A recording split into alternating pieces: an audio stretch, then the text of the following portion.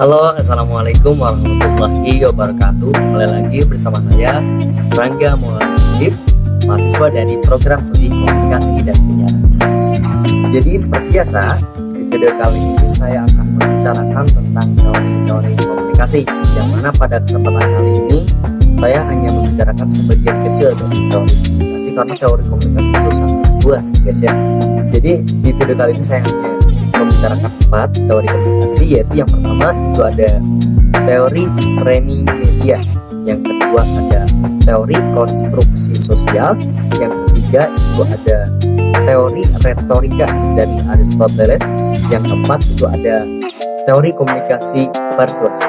Oke, langsung aja kepada teori yang pertama, yaitu teori framing media. Jadi teori ini pertama kali ditemukan oleh Pak Erving Goffman kalau tidak salah pada tahun 74. Jadi menurut teori ini berpendapat bahwa media menyebarkan berita ataupun peristiwa itu disajikan, dikemas dengan sekat-sekat tertentu gitu guys, yang bertujuan untuk membangun persepsi penonton, pembaca ataupun pendengarnya, tergantung kemauan medianya itu sendiri akan membelokkan opininya ke arah mana gitu, sesuai dengan yang mereka inginkan. Contohnya kita ambil dari kejadian COVID-19 yang pada waktu itu membuat seluruh dunia ketar-ketir ya kan.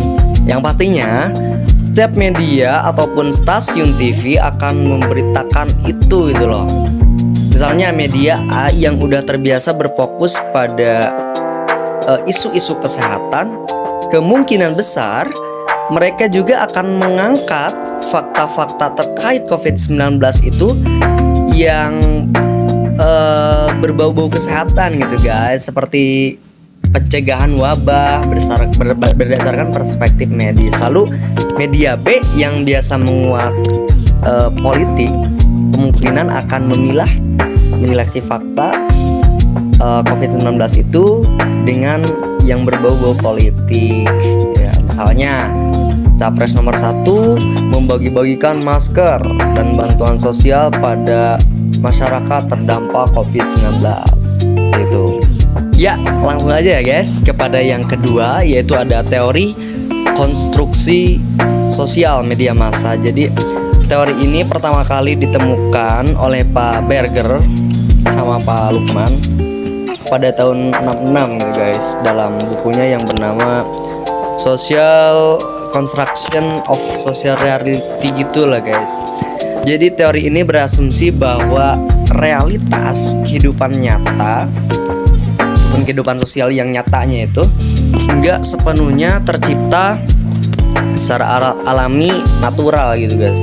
Ada campur tangan peran manusia yang mengkonstruksi itu dengan opini yang sering dibicarakan oleh kelompok orang atau masing-masing, itu secara otomatis merubah pola pikir manusia terhadap sesuatu.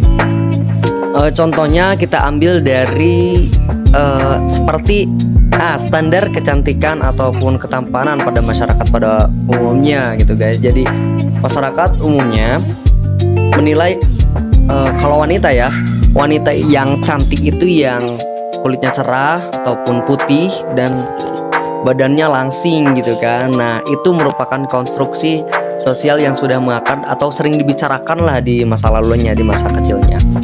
Kemudian ini pun diterapkan di konstruksi media massa. Jadi sesungguhnya peristiwa yang diberitakan media itu tidak sepenuhnya 100% sama persis dengan kejadian ataupun fakta yang diberitakan, karena ada tujuan tertentu yang melatar belakangi para media itu sendiri dalam memberitakannya. Oke, langsung kepada teori yang ketiga, yaitu ada teori retorika dari Aristoteles. Teori ini berkaitan dengan teori komunikasi publik gitu, atau public speaking lah. Tentunya ada teori yang menjelaskan itu, salah satunya teori komunikasi yang diungkapkan oleh Pak Aristoteles, yaitu retorika. Jadi ini sebetulnya bakal panjang sekali, tapi gak apa-apa, saya akan menjelaskan intinya aja. Jadi teori ini menjelaskannya itu ada 3 unsur penting yang bisa meyakinkan para pendengar, yaitu ada pathos, ada logos, dan juga ada ethos. Terus apa sih ethos, pathos, logos itu? Tenang, itu dari bahasa Yunani ya. Unsur-unsur 3 itu yang penting sekali untuk diterapkan di public speaking. Itu yang pertama itu ada logos. Jadi logos itu apa ya, logik lah. Jadi materi yang disampaikannya itu harus bisa diterima oleh para pendengar dan dicerna oleh logika gitu, oleh akal sehat. Jadi gimana bisa diterima oleh para pendengar sedangkan materinya itu tidak bisa dicerna dengan baik oleh akal sehat, seperti itu. Jadi agar bisa diterima dengan baik, kita harus bisa membawakan materi yang dapat mudah dipahami dan mudah diserap oleh akal sehat. Itu namanya logos. Oke, lanjut kepada unsur yang kedua, unsur penting yang kedua dari retorika, yaitu ada ethos. Ethos ini kita artikan sebagai suatu atribut tertentu lah, ataupun bodyguard kita yang menjadi jawaban atas pertanyaan-pertanyaan dari audiens. Mengapa audiens harus percaya terhadap apa yang pembicara itu bicarakan? Ya karena kita mempunyai jawabannya, karena kita ahli di bidang itu, ahli, kita mempunyai reputasinya, kita mempunyai kredibilitasnya. Terkadang kita lebih percaya ini ya, bukan terkadang, emang pada umumnya orang itu bakal lebih percaya sama orang yang mempunyai kredibilitas gitu. Ketika kita sakit misalkan ya, yang pastinya kita akan konsultasi kepada orang yang mempunyai kredibilitas tentang kesehatan itu gitu loh, ya dokter lah ya. Gak mungkin kita berbicara ataupun konsultasi kepada orang yang biasa-biasa saja, tidak sekolah kesehatan gitu, seperti itu. Jadi kalau ketika kita berbicara di depan publik, lalu kita ingin didengar oleh para audiens, ya pasti dong kita ingin didengar. Ya kita harus memperbaiki reputasi kita gitu, harus memberikan contoh. Jadi ayo sama-sama kita membangun reputasi yang baik supaya kita ketika kita berbicara didengar oleh para pendengar. Semangat.